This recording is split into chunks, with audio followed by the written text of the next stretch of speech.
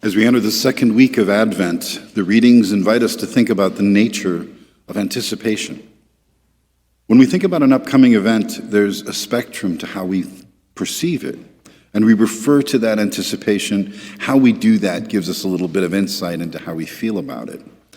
For example, when we use the term waiting for, it tends to be something we're not particularly excited about, something we have to endure to get to our objective. We're waiting for the cashier to get to our order. We're waiting for an appointment. We're waiting for our significant other to finish getting ready so we can get in the car.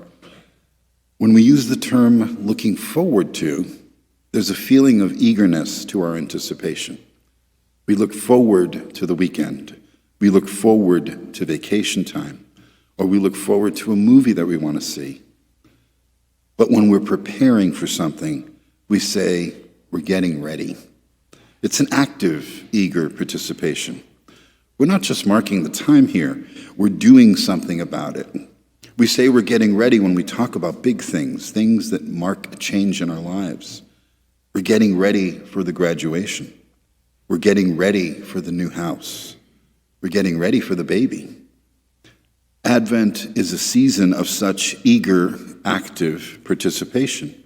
And our readings today highlight that anticipation. The first reading comes to us from Baruch, who was an assistant to the prophet Jeremiah. The passage we read is part of a letter of consolation to the people of Israel who are in exile in Babylon. But the letter is written from the point of view of the city of Jerusalem, eagerly awaiting the return of her people, casting off the robe of mourning and misery and putting on the splendor of God. That's pretty cool imagery. The gospel today comes from Luke. Now, at this time of year, regardless of the liturgical reading cycle, we hear a lot from Luke and Matthew just about everywhere we go. These two evangelists are the ones who provide the story of the birth of Jesus. Luke focuses on Mary, the Blessed Mother. Matthew focuses on Joseph. The Christmas story we're so very familiar with comes from these two gospel narratives, which perfectly complement one another and are referred to as the infancy narratives. These answer the question, where did Jesus come from? Both Matthew and Luke provide a fixed point in time and space when the Word was made flesh. Both evangelists provide the genealogy of Jesus, anchoring him in the history of the people of Israel. Luke includes contemporary references to rulers and leaders, and both point to a specific time and place, as if to say, here is where it began. What's interesting, though, is that in both Gospels, at the conclusion of the infancy narratives, they jump straight to the beginning of Jesus' ministry. In fact, all four Gospels begin with John the Baptist. In today's gospel, Luke lists 7 powerful, important men. Nowadays, we call these people movers and shakers. He places these 7 in opposition to an unknown prophet, a voice in the wilderness, who possesses nothing except a message that is so important to all 4 evangelists, they refer to it as they relate to us the beginning of the ministry of Jesus. John the Baptist's words come from the prophet Isaiah. Prepare the way of the Lord, make straight his paths. Every valley shall be filled, and every mountain shall be made low. Winding roads made straight, and rough ways made smooth. But only Luke adds the last line of the prophecy, and all flesh shall see the salvation of God. In other words, God made flesh. This is more than a spiritual indwelling into the people. This is a physical manifestation of God in the person of Jesus, and this event requires preparation. John the Baptist is referring to the active, eager anticipation.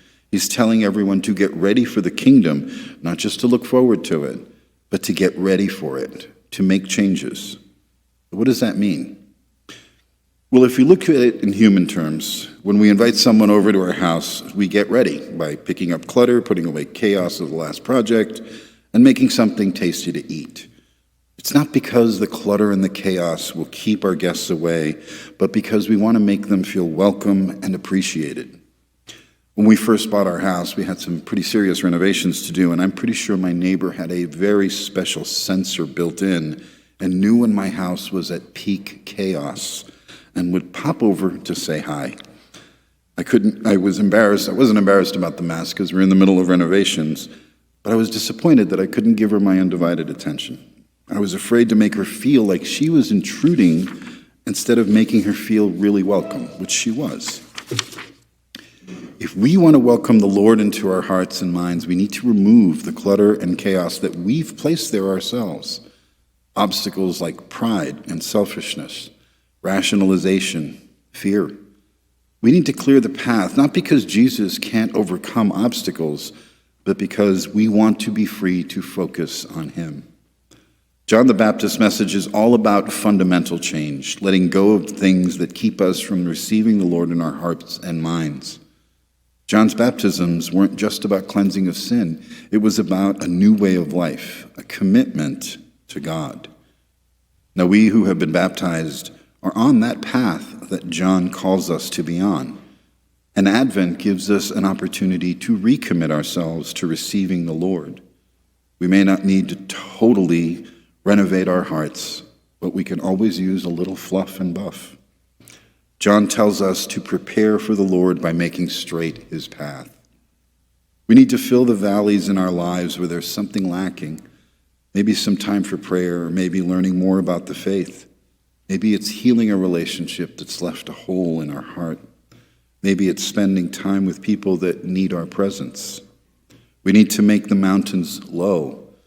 The mountains of hubris, of grudges, of fear of things we cannot control, of those habits that stand between us and the Lord.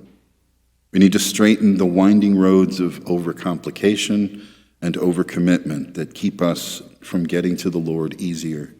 The things we put in our own way that really don't add anything except extra effort and exhaustion. And we need to make smooth those rough patches that we've created with sins of commission or omission with a sacrament of reconciliation. During the season of Advent, let's not just look forward to Christmas. Let's get ready for Christmas actively and enthusiastically. As we prepare to receive the risen Lord and the sacrament of the Eucharist, let's reflect on ways that we can prepare to welcome the Lord with our full and undivided attention.